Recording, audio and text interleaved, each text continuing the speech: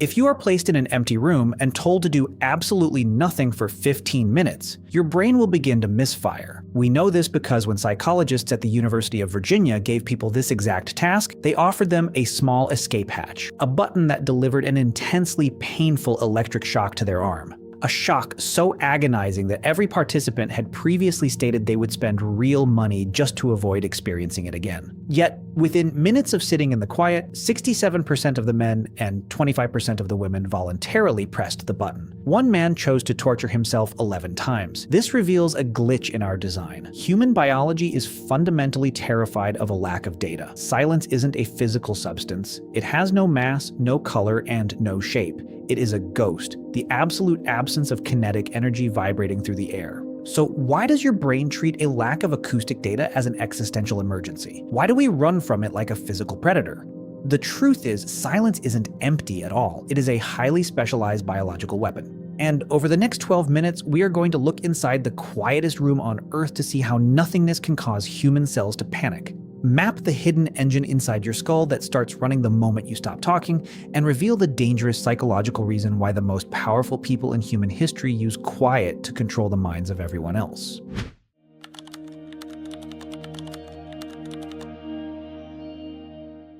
To understand why your mind breaks when the world stops making noise, we have to travel to an underground laboratory in Minneapolis. Inside Orfield Labs sits an acoustic anomaly, the anechoic chamber.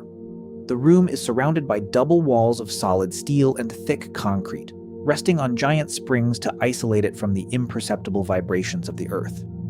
The interior is lined with massive 3-foot-long fiberglass wedges that completely absorb sound waves.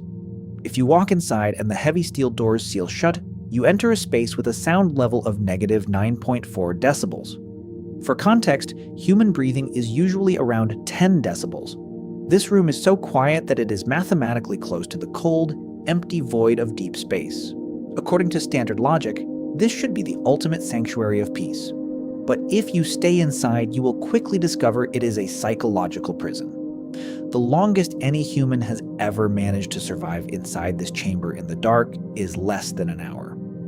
Within the first 60 seconds, the silence ceases to be a background setting and becomes a physical presence.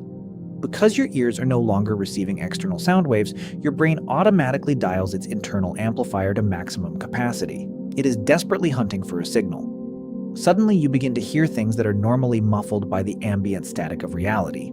You hear the wet, rhythmic thud of your own heart. You hear the air rushing through your lungs like sandpaper grinding on wood. If you turn your head, you hear the crystalline scraping of the joints in your neck. By minute 20, the fluid in your inner ear, which relies on subtle environmental acoustic cues to keep you upright, fails. You lose your orientation in space.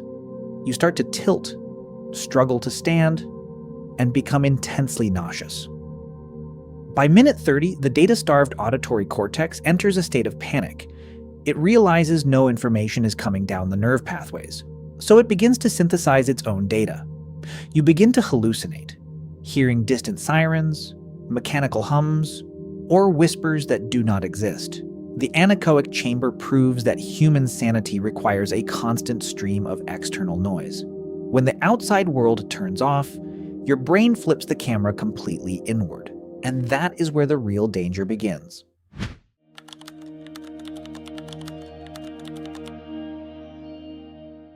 For decades, neuroscientists operated under the assumption that a quiet brain was a sleeping brain. They believed that when you stopped processing tasks, your neural activity dropped off a cliff. But in 2001, Dr. Marcus Reichel ran a series of brain scans that completely upended our understanding of human consciousness. He tracked the oxygen consumption in people's brains while they were focusing intensely on a difficult visual puzzle. Certain localized regions lit up. But when the puzzle ended, and the participants sat in total silence waiting for the next task, their brain activity didn't plummet. Instead, a massive interconnected web of deep brain structures suddenly ignited with metabolic energy. This is the default mode network, or the DMN. Think of your mind like a highly pressurized steam engine. When you are listening to a podcast, talking to a friend, or working, that steam is channeled into moving the wheels forward. You are distracted. But the second the external world falls silent, the valves close. The steam has nowhere to go. It is redirected entirely into the DMN. The default mode network is the biological seat of the ego. It is the engine that constructs your identity, simulates what other people think of you, and catalogs your past failures. When you run away from silence, when you turn on a video just to wash the dishes or slide your phone out of your pocket during a 3-second elevator ride, you aren't actually craving entertainment. You are fleeing a biological mirror. Your brain uses modern digital static to drown out the DMN, running away from the unfiltered, unedited version of who you are. But this uncovers an even deeper evolutionary paradox. Why did nature configure our biology to treat our own internal thoughts as an enemy territory we must constantly distract ourselves from?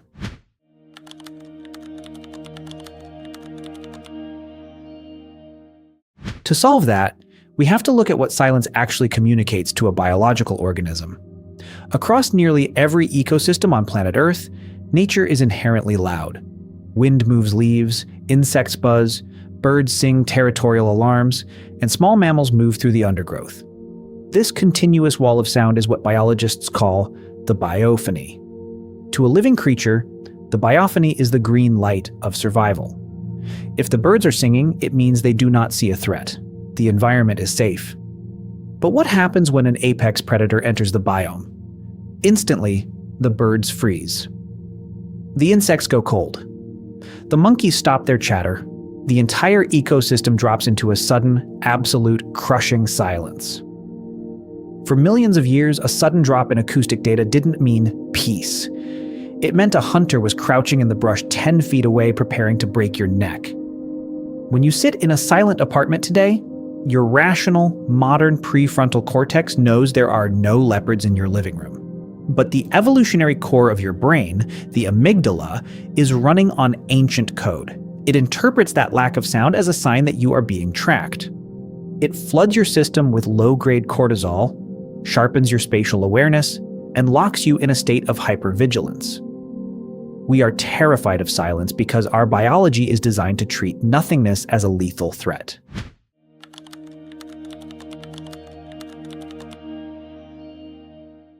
But while 99% of human beings spend their lives running away from this evolutionary trap, the remaining 1% have figured out how to use it as a tool of absolute control. In human social dynamics, noise is a symptom of submission. When a person feels their social status threatened during an argument, a negotiation, or a job interview, their nervous system panics. To appease the group and prove they are non-threatening, they leak noise. They speak rapidly, they over-explain, and they fill every micropause with filler words. But when an elite negotiator or a high-status individual speaks, they do something highly counterintuitive. They harness the predator paradox. Sociologists have documented that a conversational gap of just 4 seconds is the exact tipping point required to trigger acute social anxiety in a listener. When you ask someone a question and refuse to respond to their answer, when you simply look at them, completely comfortable with the empty space, their amygdala treats your quiet exactly like the silent savanna. Their brain assumes you are a predator who has spotted a structural weakness in their defense. To break the agonizing psychological pressure of that 4-second window, their default mode network will spin out of control. They will start talking to fill the void, routinely lowering their price, revealing confidential information, or completely backing down from their position. Silence is the ultimate display of psychological dominance. It signals to the room that you have conquered the ancient survival mechanism inside your own skull. You are not afraid of what is waiting for you in the dark.